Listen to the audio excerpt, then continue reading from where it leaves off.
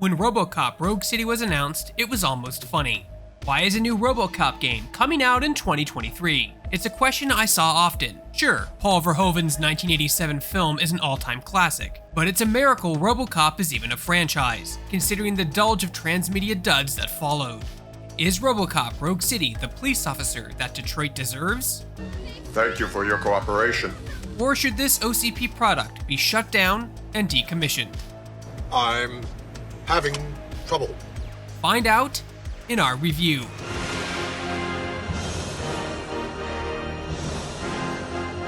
Hey folks, if you enjoyed this video review, be sure to hit that like, subscribe, notification button.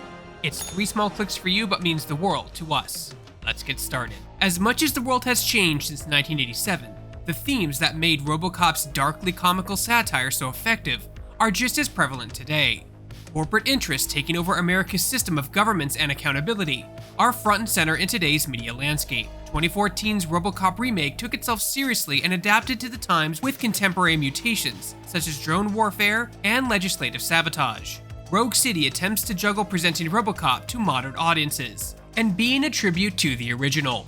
The story here is set between the second and third movies, although you really only need to know the original to follow along. You a good cop? Hot shot? Rogue City's premise maintains the status quo of Robocop 2, while making room for a new villain amply named the New Guy.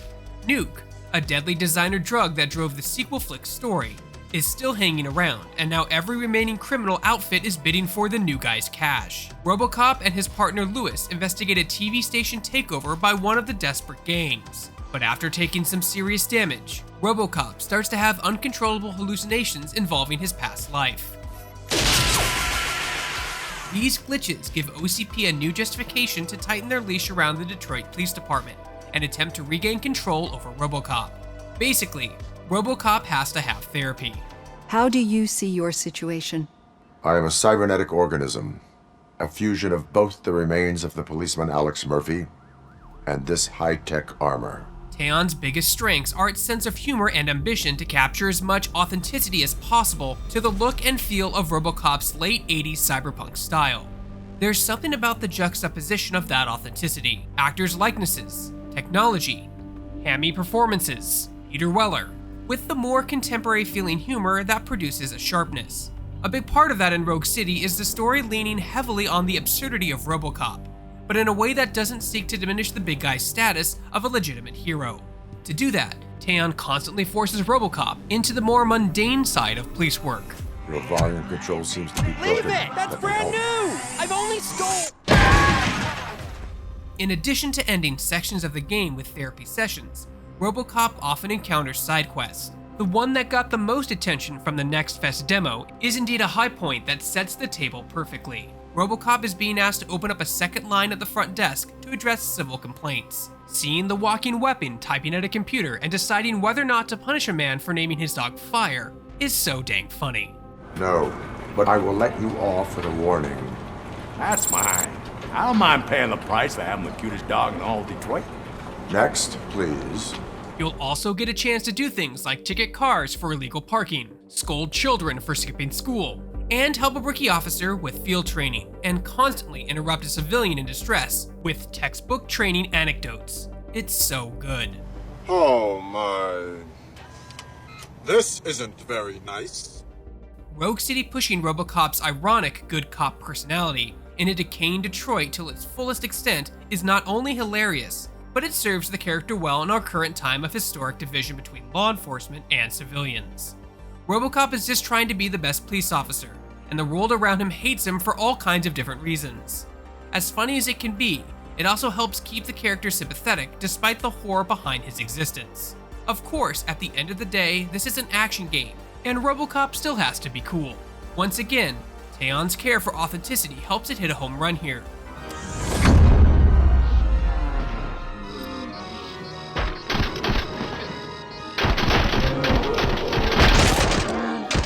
Rogue City isn't a conventional first-person shooter. Robocop is a lumbering machine, a tank in human form. That's reflected in the game, as nothing about the combat is fast. You lumber forward with Robocop's thundering footsteps given weight, with a shaking camera and trembling UI elements. Enemies look tiny, and for most of the game can't survive a direct hit from the signature Auto 9 gun. You can pick up other weapons dropped by enemies, but they typically don't make much difference beyond changing up the gameplay for a spell.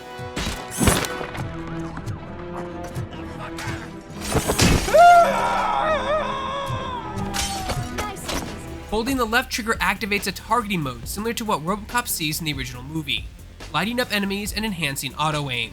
The gore is explosive and can be upgraded to goofy extremes. And death animations range from various exploding limbs to classic stumbling headfirst over rails, a gimmick in 80s action cinema. And yes, there are crotch shot animations as well. For the vast majority of the game, you're in no real position of peril. Other Robocop games have tried similar gimmicks in the past, but Rogue City really nails the concept. It's weird at first to move so slowly and have such an over-the-top default weapon, but the vibe clicks into place in no time and plowing through those goons becomes a gleeful experience in ultra-violence. When the challenge does come in, depending on your upgrades, there's still plenty of nuance to the mechanics to allow for some strategic gameplay. My targeting system is a little messed up. Rogue City doesn't always hit a bullseye, nor did I ever expect it to. Sometimes late-game enemy encounters are annoying showdowns against bullet sponges, and there's plenty of low-ish budget video game jank to contend with. Sometimes the story tries to do too much at once with all the thematic elements Robocop is known for, and doesn't hit them as gracefully as others. The game is also annoyingly inconsistent with warning you about missable elements. One of the biggest problems I had was making use of Rogue City's environmental elements. Robocop can grab all kinds of objects, from CRT monitors to guitars, and throw them.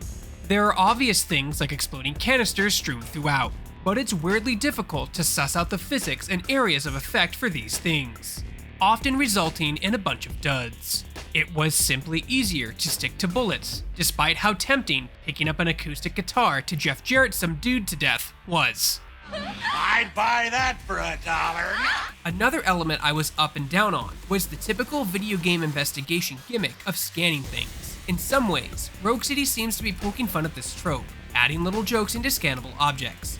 Other times, it feels like the worst of the post-Arkham Asylum tendencies games have to demand you to sit there and pointlessly scan a bunch of objects for the sake of changing up gameplay and/or simulating puzzle solving. It's not intellectually stimulating to examine a set of defined points and receive an answer, y'all. Dead or alive, you are coming with me. Robocop Rogue City is an argument that not only can licensing IP work well in smaller scale games, but given the right combination of creativity and focus on a more dormant IP can be especially effective. A property like Robocop does not have a clear position in pulp culture right now, beyond the obvious late 80s movie nostalgia. But the team at Teyon, with a combination of awareness and sincerity, definitely found one. I had so much fun blasting through waves of jabronis and laughing at Robocop's earnest, pleasing antics. In a crowded year like 2023, Rogue City is an unexpected gem. Hey folks, if you enjoyed this video review, be sure to hit that like, subscribe, notification button. It's 3 small clicks to you, but means the world to us. For more video reviews, you're already in the right place. You're on Shacknews.com. Patience, Lewis. We're only human.